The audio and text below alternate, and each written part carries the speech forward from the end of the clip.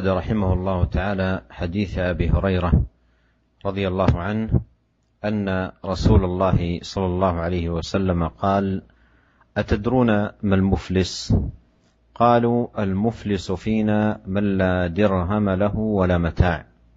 فقال: إن المفلس من أمتي من يأتي يوم القيامة بصلاة وصيام وزكاة، ويأتي وقد شتم هذا وقذف هذا وأكل مال هذا وسفك دم هذا وضرب هذا، فيعطى هذا من حسناته وهذا من حسناته، فإن فنيت حسناته قبل أن يقضي ما عليه أخذ من خطاياهم فطرحت عليه ثم طرح في النار. رواه مسلم. هذا الحديث أيها الإخوة المستمعون الكرام حفظنا الله وإياكم ووفقنا لكل خير، حديث عظيم للغاية في التحذير من الظلم أيا كان، سواء ظلم الناس بأعراضهم شتما وقذفا، أو في دمائهم سفكا وضربا، أو في أموالهم نهبا وسلبا، فإن هذا ظلم عظيم وجرم وخيم، والله سبحانه وتعالى سائل العبد يوم القيامة، وعنده جل وعلا يكون القصاص وتقتص المظالم. وفي ذلك اليوم العظيم يظهر أناس يأتون يوم القيامة مفاليس من الحسنات والأجور، لأنها تذهب إلى أولئك الذين ظلمهم هؤلاء في هذه الحياة الدنيا. وصدر النبي عليه الصلاة والسلام هذا الحديث بهذا الأسلوب الذي هو فيه تشويق وتنبيه ولفت للأنظار إلى حسن الاستفادة. قال: أتدرون ما المفلس؟ والمفلس في العرف والمعتاد والمألوف عند الناس هو من لا درهم له ولا متاع.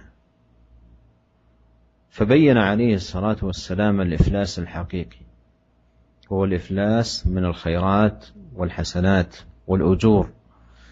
قال: إن المفلس من أمتي من يأتي يوم القيامة بصلاة وصيام وزكاة. تأمل، يأتي وهو يصلي ويصوم ويزكي، ليس تاركا للصيام ولا تاركا للصلاة ولا تاركا للزكاة،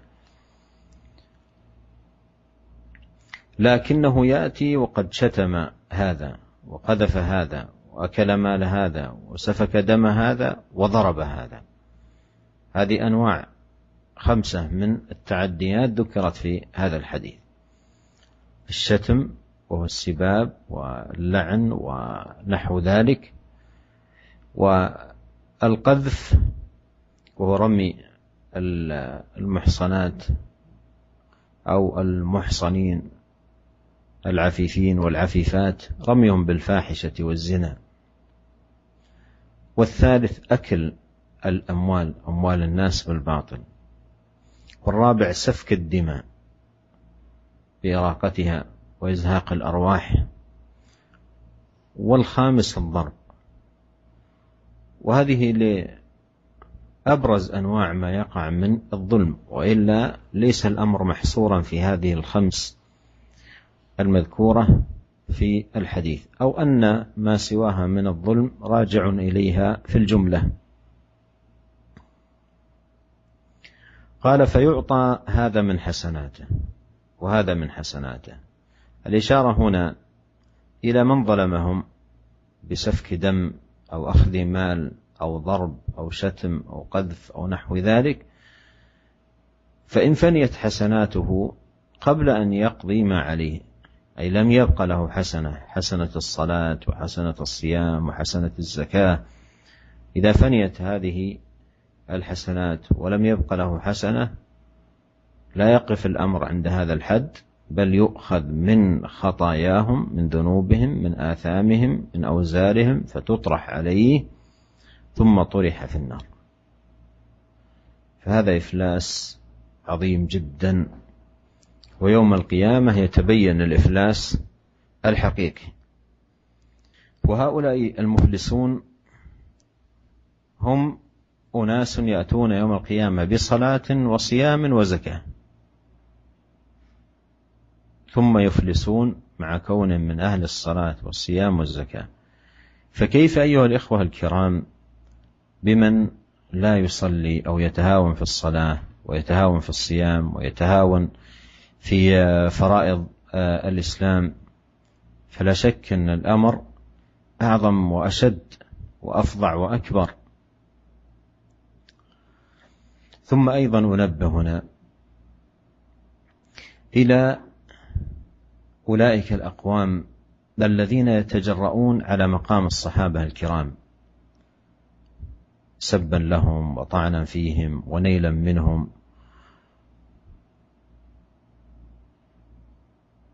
فهؤلاء لا شك أن لهم نصيب كبير جدا من الإفلاس، وهم بهذا السب لأصحاب النبي عليه الصلاة والسلام يكونون أنفقوا من حسناتهم وبذلوا من حسناتهم لأصحاب النبي صلى الله عليه وسلم، وإذا فنيت الحسنات أخذ من سيئات من شتموهم أو نالوا منهم وطرحت على هؤلاء الشاتمين السابين فطرحوا في النار. فالشاهد أن الأمر أمر خطير أيها الإخوة المستمعون، وليس بالهين، والواجب على الإنسان أن يتقي الله عز وجل وأن يحذر الظلم، فإن الظلم ظلمات، وأن يحذر أشد الحذر أن يقف يوم القيامة في ذلك اليوم العصيب مفلسا يرى حسناته تذهب هنا وتذهب هناك وتذهب إلى هذا وإلى ذاك حتى لا يبقى له من حسناته شيء، ثم لا يقف الأمر عند هذا الحد، بل يطرح عليه من سيئات من ظلمهم فيطرح والعياذ بالله في نار جهنم. Hadis yang selanjutnya adalah hadis Abu Hurairah radhiyallahu anhu, bahwasanya Rasulullah sallallahu alaihi wasallam bersabda kepada para sahabat, "Tahukah kalian siapakah orang yang bangkrut?" Maka para sahabat pun menjawab, "Orang yang bangkrut di antara kita adalah orang yang tidak punya uang, tidak punya dirham, dan juga tidak punya harta benda." Maka Rasulullah SAW bersabda, "Sesungguhnya orang yang bangkrut di kalangan umatku adalah orang yang datang pada hari kiamat dengan membawa pahala salat, pahala puasa, pahala zakat. Dia datang pada hari kiamat dengan membawa pahala dari amal-amal tersebut, sedangkan dia telah mencela si fulan dan menuduh yang lain dengan zina dan memakan harta si fulan, menumpahkan darah si fulan, memukul si fulan. Maka orang-orang yang dizalimi akan diberikan dari kebaikan amal yang dia bawa. Maka si fulan akan diberikan kebaikan yang dia miliki, dan yang lain akan diberikan dari kebaikan yang dia miliki, dan seterusnya. Kemudian beliau bersabda, sampai seandainya sudah habis kebaikan yang dia miliki, sebelum ditunaikan semua kezaliman tersebut, maka akan diambil dari dosa-dosa, dari kejelekan-kejelekan orang-orang yang pernah dia zalimi. Kemudian kejelekan-kejelekan tersebut, dosa-dosa tersebut akan dilemparkan kepadanya, kemudian dia pun akan dilemparkan ke dalam neraka. Hadis ini diriwayatkan oleh Imam Muslim rahimahullah. Para pendengar yang dimuliakan oleh Allah SWT, semoga Allah SWT memberikan taufik kepada kita semua kepada semua kebaikan. Hadis ini adalah hadis yang sangat agung tentang peringatan dari berbuat zalim dalam segala bentuknya. Baik kezaliman berupa a'rad, yaitu kehormatan, seperti kita mencela seseorang atau melaknat seseorang atau menfitnah seseorang, maka ini adalah kezaliman dalam kehormatan. Atau kezaliman yang berkaitan dengan darah, seperti orang memukul atau membunuh. Ataupun kezaliman yang berkaitan dengan harta, seperti orang mencuri, merampok, mencopet, dan lain-lain. Maka ini semua adalah kejahatan yang besar. Dan Allah SWT akan bertanya kepada kita semua pada hari kiamat, dan akan ada qisas di sisi Allah SWT. Dan pada hari itu akan datang orang-orang yang bangkrut. Akan datang orang-orang yang bangkrut. Siapa mereka? Mereka adalah orang-orang yang membawa pahala amal-amal saleh. Kemudian amal-amal tersebut yang telah dia dapatkan dengan susah payah di dunia akan dia berikan kepada orang-orang yang pernah dia zalimi. Ini adalah orang yang bangkrut. Rasulullah SAW di dalam hadis ini memulai sabda beliau dengan sebuah pertanyaan, dengan istifham. Ya, dan ini adalah metode di dalam mengajari seseorang. Ya, beliau bertanya kepada para sahabat, siapakah di antara kalian yang tahu siapa itu orang yang bangkrut? Maka para sahabat menjawab pertanyaan Rasulullah SAW sesuai dengan yang mereka tahu. Ya, bangkrut menurut mereka atau urf adat mereka adalah orang yang tidak punya uang dan juga tidak punya harta benda. Itulah orang yang bangkrut menurut mereka, menurut adat mereka.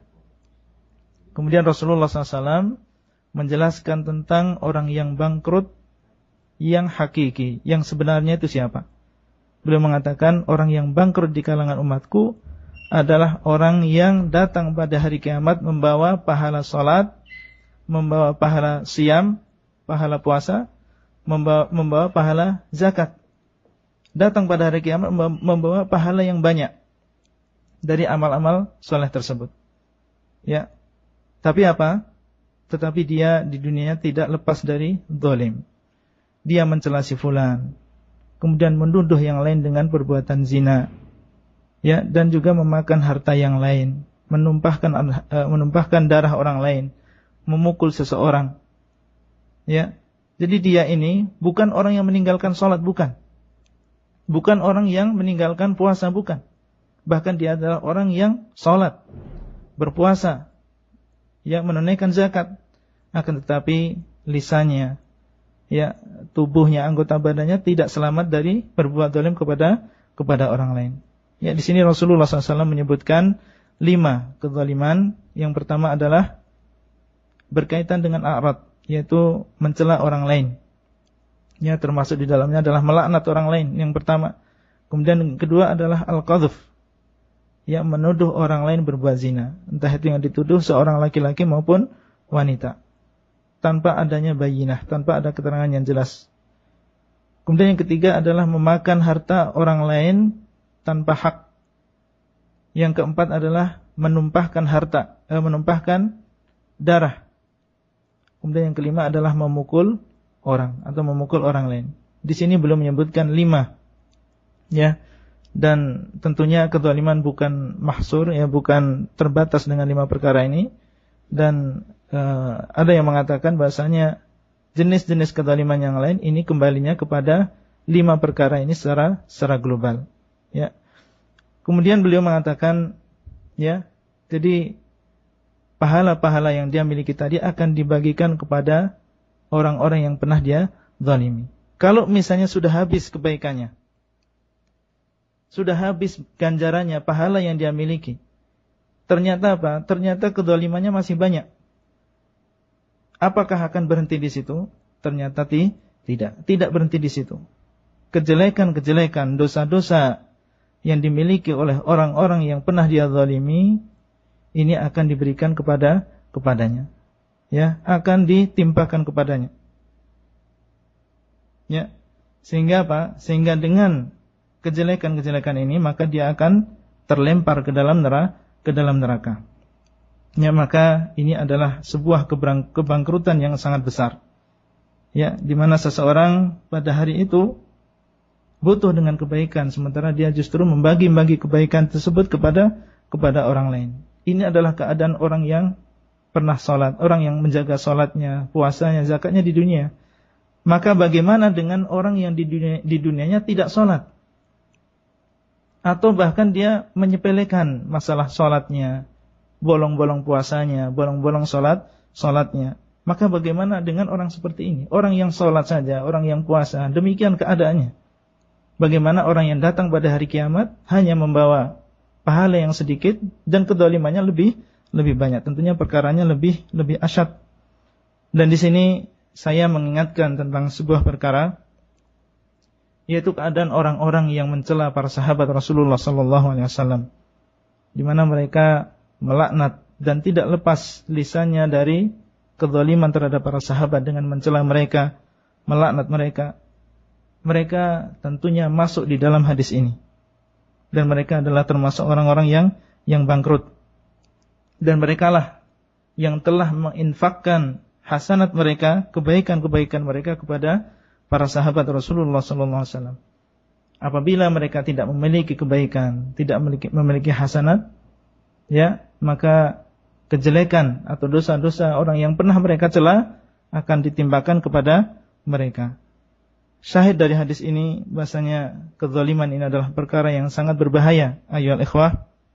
Dan hendaklah kita semua bertakwa kepada Allah Subhanahu wa taala, takut kepada Allah dari perbuatan ini, dan hendaklah kita berusaha untuk menjaga kebaikan kita. Hasanat kita jaga supaya kita jangan termasuk atau tidak termasuk orang-orang yang muflis, yang bangkrut pada hari kiamat, yaitu orang-orang yang membagikan kebaikan-kebaikan yang sudah dia dapatkan secara susah payah kepada orang lain.